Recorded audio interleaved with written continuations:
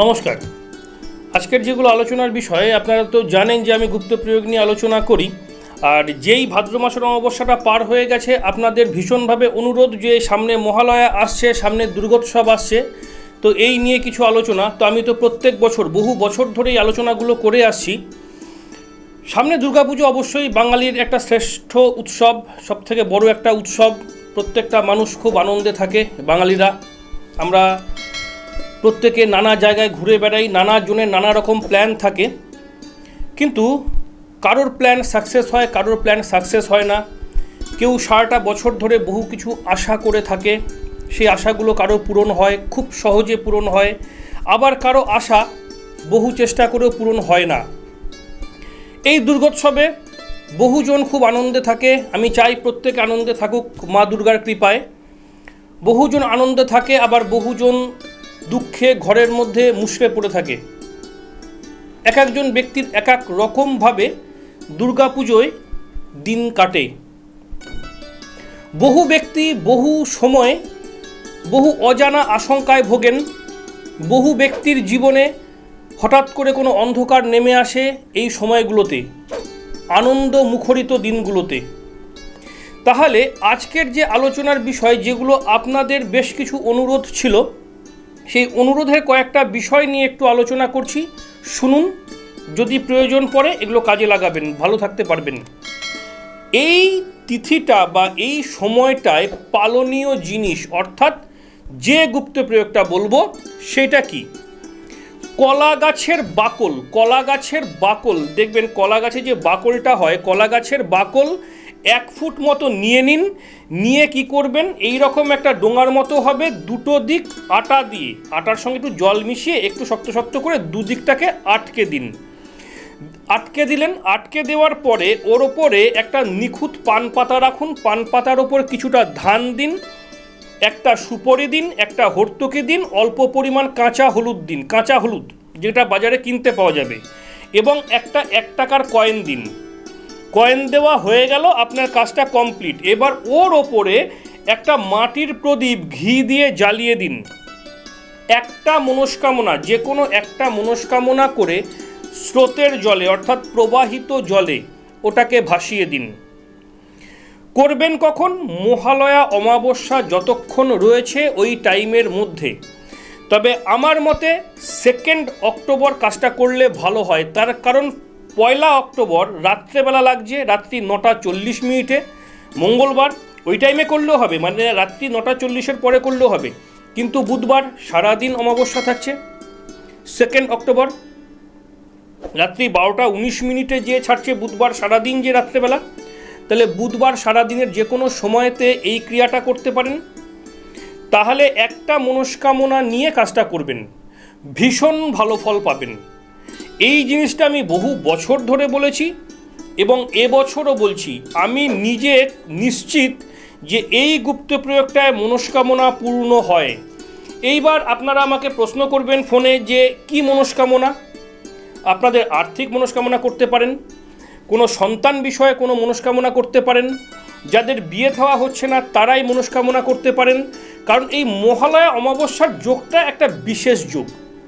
এই দিনকে বহু তান্ত্রিক বহু রকম তন্ত্রক্রিয়া করে থাকেন, এবং তাদের যদি কাজটা সঠিক থাকে সাকসেস পান। তাহলে এই মহালয়া অমাবস্যার এই যে গুপ্ত প্রয়োগটা বললাম, এটা ভীষণ মিরাকেল গুপ্ত প্রয়োগ। এবং আরেকটা জিনিস বলবো, মহালয়ার যে সময়ের গুপ্ত প্রয়োগ, আরেকটা জিনিস আপনাদেরকে জানিয়ে রাখি, যে জিনিসটা আপনারা যেই ভাদ্র মাসের অমাবস্যাটা পার হয়ে গেছে তারপর থেকে আপনারা ফোন করছেন যে লক্ষ্মী লাভের যে বস্তুটা আমি প্রত্যেক বছর দেই, বিগত 13-14 বছর ধরে দিয়ে আসছি, এবছর দেবো কি না। তো এবছরও দেব। যেভাবে শিডিউলটা আমি মেনটেন করি, যে একাদশী দিন থেকে দেওয়া শুরু করি, একাদশী, দ্বাদশী, ত্রয়োদশী, চতুর্দশী 4টে দিন আমি দেই, অবশ্যই মূল্যের বিনিময়ে। তো যারা যারা নিতে চান, ওটা শুধুমাত্র লক্ষ্মী লাভের বিষয়ের, শুধু আর্থিক উন্নতি, ওই পারপাস, কোনো শত্রু, কোনো অন্য কোনো সমস্যা, এইসব পারপাস কিছু নয়। যারা আর্থিকভাবে বিধ্বস্ত, যারা আর্থিক উন্নতি চাইছেন, যারা বিজনেসে ডেভেলপ চাইছেন, যারা চাইছেন যা রোজগার করছেন তার থেকে রোজগারের মাত্রাটা বাড়ুক, তাদের উদ্দেশ্যে বলছি। যারা ভাবছেন রোজগার যা আছে আমি এতেই সন্তুষ্ট, তাদের নেওয়ার দরকার নেই। যারা চাইছেন আর্থিক উন্নতি, আর্থিক শ্রীবৃদ্ধি, সংসারে সুখ শান্তি শ্রীবৃদ্ধি, তারা যদি ইচ্ছা করেন যোগাযোগ করে নেবেন এবং নির্দিষ্ট ডেটে নিয়ে যাবেন। ওটা কালীঘাট থেকে দেওয়া হয়, দক্ষিণেশ্বর থেকে দেওয়া হয় এবং রানাঘাটে আমার বাড়ির চেম্বার থেকে দেওয়া হয়। এই বিষয়টা নিয়ে ফোনে আলোচনা করে নেবেন। গেল। এইবার চলে আসি, এই যে মহালয়া অমাবস্যার এই বিশেষ যোগে আর একটা স্নানের কথা বলে দিই। স্নানটায় কি হবে যে লোকপ্রিয়তা বৃদ্ধি। দেখবেন বহু মানুষ বহু কিছু করছেন কিন্তু মানুষের কাছে ঠিকমতো সম্মান পাচ্ছেন না, লোকপ্রিয়তা আসছে না। বহু লোক তার নাম করবে, তাকে ডাকবে, সেই জায়গাটা হচ্ছে না। বহু লোক সম্মান করবে, সেই জায়গাটা হচ্ছে না। এই রকম পরিস্থিতি যাদের রয়েছে তাদের উদ্দেশ্যে বলছি, একটা স্নানের বিষয় নিয়ে আলোচনা করছি। অবশ্যই এই মহালয়াতে করবেন। কি কাজটা করতে হবে? লোকপ্রিয়তা বৃদ্ধি এবং রূপ সৌন্দর্য বৃদ্ধি। গঙ্গা জল, কিছুটা পরিমাণ গঙ্গা জল নেবেন, সামান্য পরিমাণ কুশ ওর মধ্যে দিয়ে দেবেন গঙ্গা জলের মধ্যে, পদ্ম ফুলের পাপড়ি কিছুটা পরিমাণ দিয়ে দেবেন, বেলপাতা একটুখানি দিয়ে দেবেন, অর্থাৎ এক পিস মানে 3টে পাতা থাকে, দিয়ে দেবেন, গোলাপ জল কিছুটা দেবেন আর টক দই কিছুটা দেবেন, দিয়ে একসঙ্গে মিশিয়ে নিয়ে মহালয়ার ভোরবেলা স্নানটা করবেন।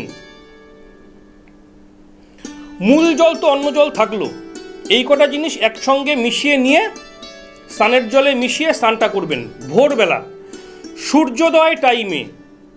আমার কথাটা শুনে হয়তো গল্প মনে হচ্ছে, কিন্তু বিগত বছরগুলোতে যারা করেছে প্রত্যেকে ভীষণ ভালো আছে। লোকপ্রিয়তা বৃদ্ধি এবং রূপ সৌন্দর্য বৃদ্ধি। যদি আমার কথাটা না মেলে আমাকে ফোন করে জানাবেন যে আপনার কথাটা মিলল না। একটা বছর ধরে, টানা একটা বছর ধরে ভালো ফল পাবেন। এটা খুব মিরাকেল জিনিস। এটা বহু বছর ধরে এটা আমি বলছি, টিভি চ্যানেলে বলছি, ইউটিউবে বলছি, মিলিয়ে নেবেন কথাটা। এই মহালয়া অমাবস্যায় এই যে দুখানা কাজ বললাম, এই দুখানা কাজের যেটা খুশি সেটা করুন। এবং মহালয়া অমাবস্যা নিয়ে এর পরের যে অনুষ্ঠান, সেই অনুষ্ঠানেও একটা খুব ভালো গুপ্ত প্রয়োগ বলবো। আর নবরাত্রি নিয়ে তো আলোচনা করবই। তন্ত্রমতে যারা যারা মহালয়া অমাবস্যায় যোগাযোগ করতে চান তারা একদম অমাবস্যার একদম দোরগোড়ায় দাঁড়িয়ে যোগাযোগ করবেন না, তাহলে কোনো কাজ নিতে পারবো না। যদি তন্ত্রমতে কোনো প্রতিকারের দরকার হয় আগাম যোগাযোগ করে নেবেন। আর্থিক উন্নতি, শত্রু, বাধাবিঘ্ন এবং বাস্তু। আর যেটা আমি দুর্গাপুজোর পরে একাদশীর দিন থেকে দেই একটানা 4 দিন, সেটা শুধুমাত্র আর্থিক উন্নতি, সেটার সঙ্গে কিন্তু অন্য কোনো কিছুর সম্পর্ক নেই। তো আজকে যে জিনিসগুলো বললাম শুধু সময়গুলোকে মেনটেন করবেন, ভীষণ ভালো ফল পাবেন। সময়ও বলছে প্রায় যাই। এইবার আলোচনার বিষয় যেটা, আপনাদের অনেকের ধারণা যে গুপ্ত প্রয়োগ যেগুলো আপনি বলেন সেগুলোতে কি সম্পূর্ণ পরিবর্তন হবে? আমি সবসময় বলি গুপ্ত প্রয়োগ কিন্তু ক্ষণস্থায়ী, চিরস্থায়ী নয়।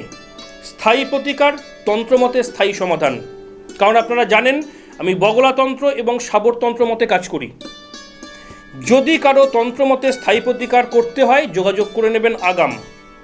এইবার অনেকের বক্তব্য থাকে, দাদা ভাগ্যটা কি সম্পূর্ণ পরিবর্তন করা সম্ভব? আমি দায়িত্ব নিয়ে বলছি, আমার জ্ঞানে বলছি, ভাগ্য সম্পূর্ণ পরিবর্তন করা যায় না।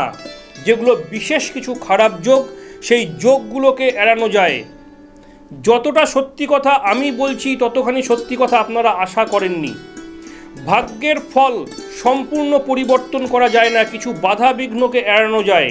কিছু খারাপ সময় যেটা অনেকটা খারাপ হতো সেটা কিছুটা খারাপ হয়ে বেরিয়ে যাবে, সেই রাস্তা তৈরি করা যায়। কিন্তু আপনার ভাগ্যের সম্পূর্ণ পরিবর্তন করা যায় না। তার কারণ আপনার জন্মছকের গ্রহগত অবস্থান আমার ক্ষমতা নেই বা অন্য কারোর ক্ষমতা নেই যে কোনো গ্রহকে হাত দিয়ে এক ঘর থেকে আরেক ঘরে সরিয়ে দেওয়ার কারোর ক্ষমতা নেই। গ্রহরা তার নিজেদের ফল তারা নিজেরা দেবেই। যার যে ঘরে যে গ্রহ আছে, যে নক্ষত্রের আন্ডারে রয়েছে সেভাবেই ফল দেবে। কারোর ক্ষমতা নেই আপনার জন্ম সময়ের গ্রহগত অবস্থানকে ঘুরিয়ে দেওয়ার, হয় না, সম্ভব নয় কোনো দিন।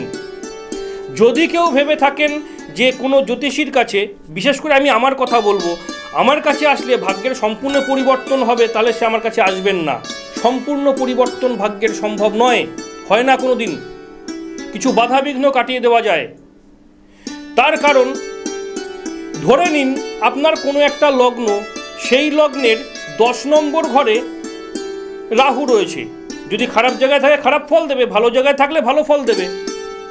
বহু সময় দেখা যায় যে কারো 10 নম্বর ঘর কর্মস্থানে রাহু রয়েছে, সে বিদেশে ভীষণ উন্নতি করেছে, কিন্তু সে তার দেশে কিছু করতে পারেনি, তার জীবনে একটা কাজ পর্যন্ত জোটাতে পারেনি 45 বছর বয়স পর্যন্ত।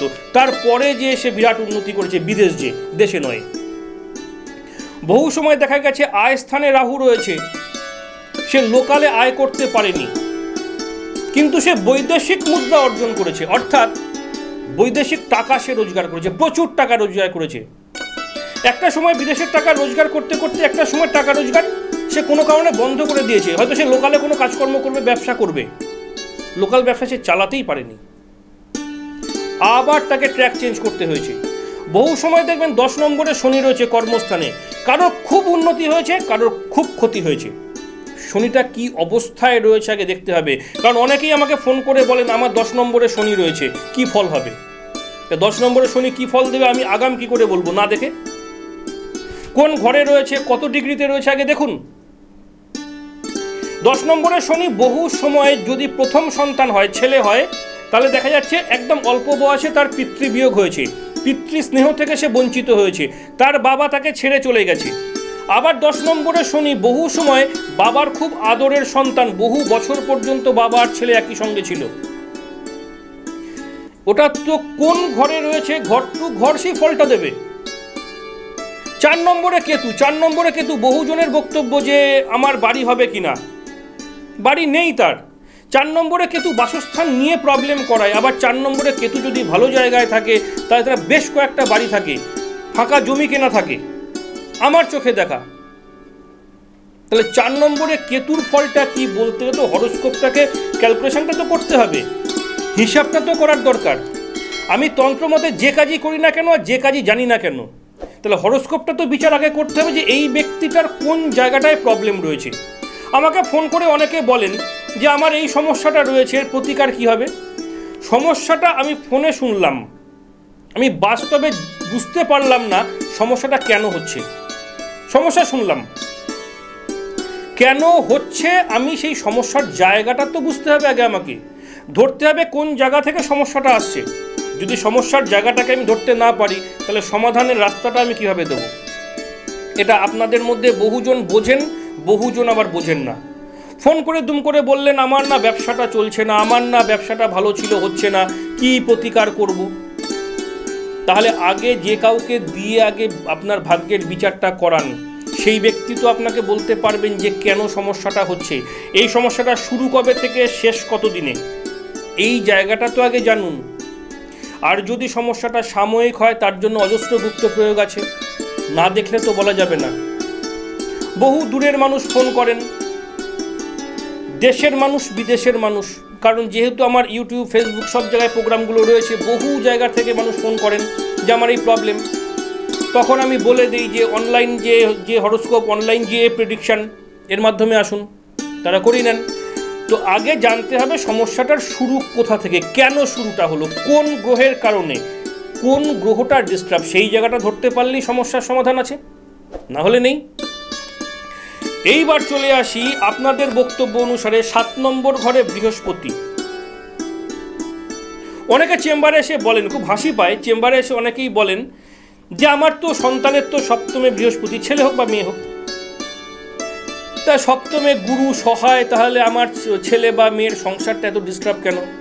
সপ্তমে বৃহস্পতি বেশিরভাগ সময় দেখবেন সংসার করতে পারে না, আমি বলছি, দায়িত্ব নিয়ে বলছি, বেশিরভাগ সময় সংসারটা করতে পারে না।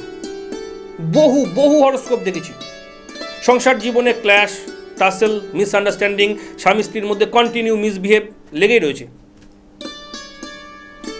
তাহলে সপ্তমে বৃহস্পতি বেশিরভাগ সময় সংসার জীবনকে জ্বালায়, ডিস্টার্ব করে। আবার সপ্তমে বৃহস্পতি যদি ভালো জায়গায় পড়ে যায় তাহলে সংসার জীবনটা সুখের হয়। সপ্তমে রাহু এবং শনি একসঙ্গে সংসার করতে দেবে না। সপ্তম ঘরে মঙ্গল এবং রাহু একসঙ্গে সংসারে খুব ডিস্টার্ব করবে, সুখের সংসারকে নষ্ট করে দেবে, ছারখার করে দেবে। মিলিয়ে নেবেন আমার কথাটা। 7 নম্বর ঘরে চন্দ্র এবং বুধ একসঙ্গে সংসার জীবনটাকে ডিস্টার্ব করে, সুখ রাখে না। 7 নম্বর ঘরে শুক্র রবি একসঙ্গে ডিস্টার্ব করে, সংসার জীবনে শনি রবি একসঙ্গে অর্থাৎ সপ্তমে ডিস্টার্ব করে। মিলিয়ে নেবেন, যদি আপনাদের কারো হরোস্কোপে থাকে মিলিয়ে নেন, তাহলে আপনার সংসার জীবনটা সুখের নয়। তাহলে এই যে আলোচনা, এগুলো সবার আগে জানতে হবে যে সমস্যাটা কোথায়, কেন হচ্ছে। ফোনে বললেন আমার সমস্যা এই, সমাধান কি আছে বলুন, সেটা তো সম্ভব নয়। তাহলে আমি যে গুপ্ত প্রয়োগগুলো বলি সেগুলোর মধ্যে কোনো একটা বেছে নিন যেটা আপনার জন্য প্রযোজ্য। কিন্তু যদি ভাগ্যের সমাধানের রাস্তায় আসতে হয় তাহলে তো আগে তো প্রেডিকশন, আগে তো হিসাবটা করতে হবে। অ্যাকর্ডিং টু হরোস্কোপ কি আছে আপনার ভাগ্যে, কতখানি কি পাবেন আর কতখানি কি হারাবেন, আগে সেটা জানুন। জেনে নিয়ে তারপরে আলোচনায় আসুন। তো যাকে অনেকক্ষণ কথা বললাম, আগামী দিনে ওই নবরাত্রির যাবতীয় গুপ্ত প্রয়োগগুলো বলবো, এবং বিশেষ করে পঞ্চমী, ষষ্ঠী, সপ্তমী, অষ্টমী, নবমী এবং দশমী একাধিক গুপ্ত প্রয়োগ বলবো। হয়তো আগামী দিনেও যখন প্রোগ্রামটা করব একদিনে কমপ্লিট হবে না, তার কারণ প্রথম ওই ষষ্ঠী, সপ্তমী, অষ্টমী, নবমী, দশমী এই কথা বলতে গেলেই অনেকক্ষণ সময় লাগে, 25 মিনিট সময় প্রায় লেগে যায়। তবু চেষ্টা করবেন শোনার, ভালো জিনিস কাজে লাগবে। বিশ্বাস করে করুন, বিশ্বাস না করে করুন, যদি করেন ভালো হবে এটুকু নিশ্চিত। যদি কারো বিশেষ কোনো দরকার থাকে, যে ফোন নাম্বার দেখতে পাচ্ছেন এই নাম্বারে ফোন করে নেবেন। প্রত্যেকে ভালো থাকবেন, আজকে এই পর্যন্তই, নমস্কার।